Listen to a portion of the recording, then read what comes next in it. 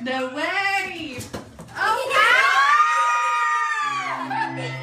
You can imagine our excitement when we found out that we were finally having a boy.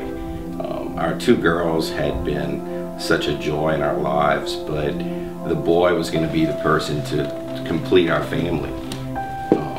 He was going to be my friend who I could take hunting and fishing, and who was going to play baseball and football and do all the things that fathers and sons get to do. November 18th, 2015, we arrived at the hospital and Spencer was born, but something was different. They wanted to take him back to the nursery because they didn't like his tone, and I didn't really know what that meant. I didn't know what it meant when they said that. So they took Spencer back to the nursery, and it was a while before they brought him into the room.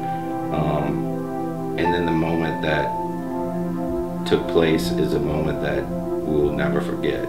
I can remember with such clarity the doctor walking in and saying, "I'm sorry, we think he has Down syndrome." When the doctor gave us the news, it was the biggest shock of my life. I immediately started thinking of the negative things that were going to happen to our family. I was no longer going to have the son that I could take hunting and fishing. I was no longer going to have the football player, the soccer player. I was going to have a burden on our family. And those thoughts immediately start running through your head.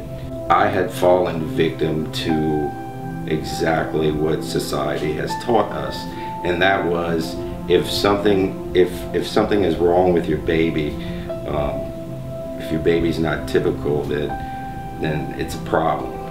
What we've learned is that that's so not true with Spencer and with Down syndrome.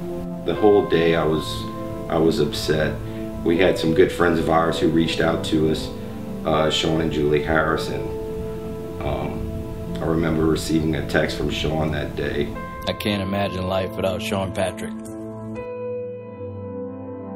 It wasn't until the moment that I sat down and talked with him, and he told me, "You have to mourn the loss of the son you thought you were going to have before you can appreciate the gift that you were given."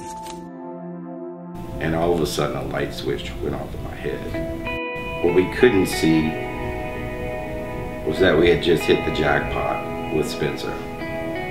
It was at that moment that I realized not only had I been given a gift of a child with Down syndrome, but he gave me a gift as well. I realized it was my purpose to make a difference in the Down syndrome community.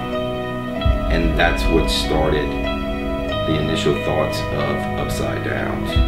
It was only perfect for us to get together with the family that had reached out and helped us through our diagnosis, Sean and Julie Harrison, and start this organization. What started out as New Parent Baskets has turned into something so much bigger than any of us have anticipated. It's turned into a movement, and that's just one step closer to raising more awareness and more inclusion for our kids with Down syndrome. Together, we can change how the world sees Down syndrome.